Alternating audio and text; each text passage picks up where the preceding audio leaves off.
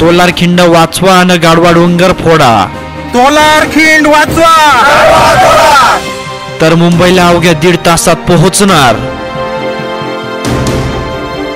कोथळा ते खिरेश्वरचा 1.5 किलोमीटरचा बोगदा होण्याची गरज. कोण म्हणतं होत नाही. तोलारखिंड अभयारण्य राहणार सुरक्षित.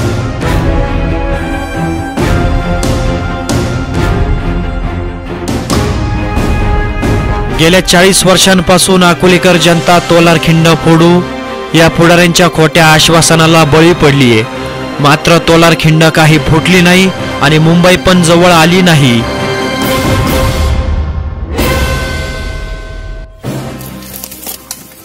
अकोल्यामध्ये गेल्या अनेक वर्षापासून एक खिंड लढवायची अशी गर्जना होत असते. ती होती फक्त निवडणुकीमध्ये. तोलारखिंड फोडायची आणि हे जे काही अंतर आहे मुंबईचं आणि अकोल्याचं, काही मिनिटाचं हे अंतर जोडायचं. यासाठी अकोल्यातील तरुण स्वाभिमानी संघटनेचे काही पदाधिकारी या तोलारखिंडीच्या वर आता हा सर काढतायत.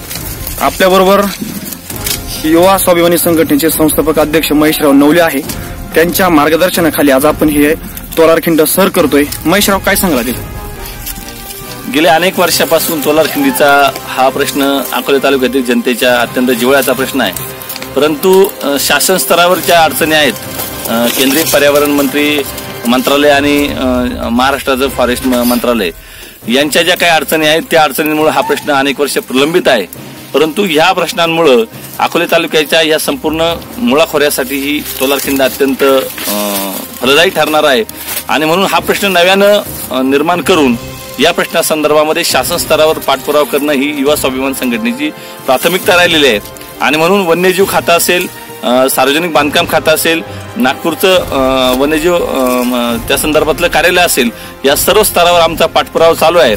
आणि म्हणून अकोले तालुक्यातील आमचे सर्व कार्यकर्ते, आमचे सर्व मित्रपरिवार नेमकी तोलारखिंड कशा स्वरूपाची आहे आणि किती अंतर आहे याची प्रत्यक्ष पाहणी करण्याकरता आम्ही कालपासून या कोथळे गावात आलोय. आणि आज आम्ही तोलारखिंडीची पायी प्रवास करून पलीकडचं खिरेश्वर पर्यंत हा संपूर्ण प्रवास आम्ही सर्वजण करत आहोत. आणि याची व्हिडिओ शूटिंग आम्ही तयार करून ती केंद्रीय वनमंत्री आणि केंद्रीय सार्वजनिक बांधकाम मंत्री नितीन गडकरी यांच्या कार्यालयापर्यंत पोहोचवण्याची व्यवस्था आम्ही करणार आहे. आणि संपूर्ण तालुका नव्हे तर महाराष्ट्र स्तरावर याची प्रचिती व्हावी. या रस्त्याचं महत्व या तालुक्याला नव्हे तर उत्तर नगर जिल्ह्याला कसं महत्वाचं ठरणार आहे हे या निमित्ताने आम्हाला जनतेला दाखवून द्यायचं आहे. तोलारखिंड वाचवा. कोण म्हणतं होत नाही.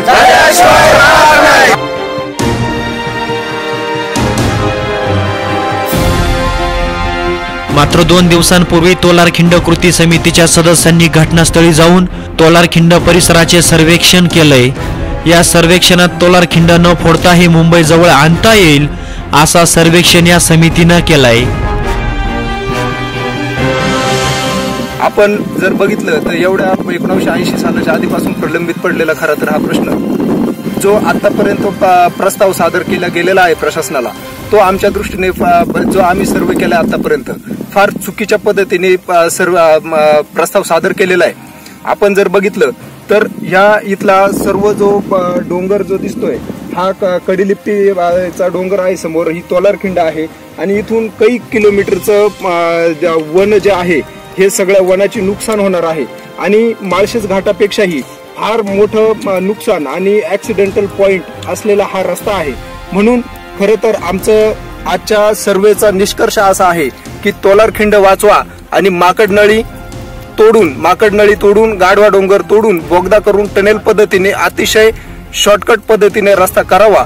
यामुळे शेकडो प्राण्याच्या आदिवासालाही धोका होणार नाही आणि वृक्षतोडही मोठ्या प्रमाणावर थांबवली जाईल.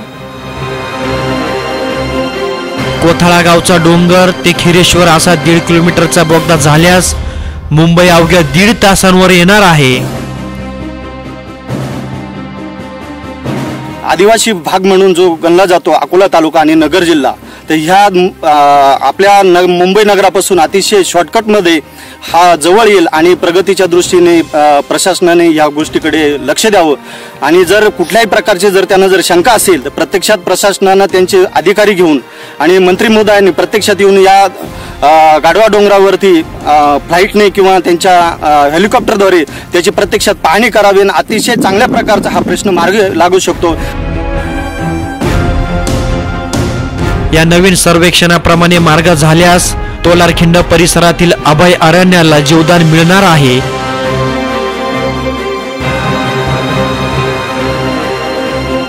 आपण जर बघितलं तर पूर्वेच्या बाजूला नगर जिल्हा आणि पश्चिमेच्या बाजूला मुंबई आपल्याला दिसत आहे.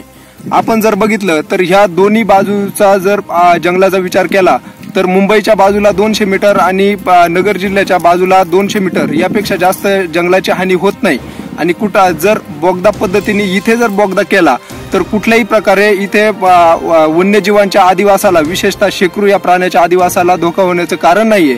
आणि एकदम इंधन वाचवणारा, वळणाचा आणि घाट शिक्षण कमी करणारा असा हा फार महत्वाचा रस्ता असून तोलारखिंड वाचवून तोलारखिंडीतून जर रस्ता केला तर 6 ते 7 किलोमीटर पेक्षा जास्त जंगल तिथं जाणार आहे. आता इथून आपण हा रस्ता बघतोय माळशेज घाटापासून तर पिंपळगाव जोगा धरण आपल्याला दिसत आहे. धरणाच्या कडेने तो रस्ता आलाय आणि हे जे काही फॉरेस्ट दिसतंय हे साधारण फॉरेस्ट असून या फॉरेस्ट मधून रस्ता या गाढवा डोंगराच्या पायथ्याला आलेला आहे. म्हणजेच आपल्याला फक्त 1 ते 2 किलोमीटर फक्त हा बोगदा जर केला तर दोन्ही बाजूला रस्ता उपलब्ध आहे. नगरच्या बाजूने रस्ता कुठे दिसतोय? नगरच्या बाजूने आपण जर इकडून बघितलं तर कोथळ्यामधून हा आलेला कोथळ मार्गे आलेला जो कोथळ्यामध्ये एंट्री करणारा रस्ता आहे तर हा या इथं जर आपण बघितलं 200 मीटर सोडलं तर सगळे वैयक्तिक शेतजमीन आहे शेतकऱ्यांची. म्हणजे इथं 200 मीटर पेक्षा जास्त वन विभागाचं नुकसान होत नाही. याबाबत ज्येष्ठ पत्रकार नामदेव शेलार यांनी कल्याण ते खिरेश्वरच्या मार्गाची माहिती दिली आहे. कल्याण ते माळशेज घाट हा जो अंतर आहे तो 80 किलोमीटर आहे. खिरेश्वरच्या माध्यमातून जर हा रस्ता शिर्डीकडे जर गेला तर या ठिकाणी खुबी डॅमपर्यंतचा जो अंतर आहे तो 80 ते 90 किलोमीटर होऊ शकतो. आणि हा जो रस्ता आहे हा अत्यंत अकोला असेल, नगर शिर्डी असेल त्या परिसरातल्या दळणवळणाच्या साधनाने सोयीस्कर होऊ शकतोय. त्याचा जो ताशी जे अंतर आहे तो फार कमी होऊ शकते आणि त्याचा फायदा दोन्हीकडच्या या वाहन चालक असतील, प्रवासी असतील यांना होऊ शकते. त्याने सरकारने या ठिकाणी हा जो निर्णय घेतला आणि हा जर रस्ता केला तो सुरळीतपणे या ठिकाणी होईल. मुळात त्या ठिकाणी 1.5 किलोमीटरचा बोगदा अपेक्षित आहे आणि त्याच्यानंतर जे काही त्या ठिकाणची तोडमोड असेल किंवा रस्ता सुरळीत करण्यासाठी काही अशी शेतकऱ्यांचा नुकसान करण्यासारखं नाही आणि शासनाचं नाही, वनाचं सुद्धा नाही. आणि या ठिकाणी 1.5 किलोमीटरचा अंतर जो आहे तो या ठिकाणी बोगद्याचा होईल आणि खुबी डॅमपासून हा रस्ता दोन्ही दळणवळणाच्या साधनांनी उपयुक्त ठरेल. प्रतिनिधी गणेश आवारी, महाराष्ट्र टाइम्स 1, तोलारखिंड, अहमदनगर. वाचवा, तोलारखिंड वाचवा.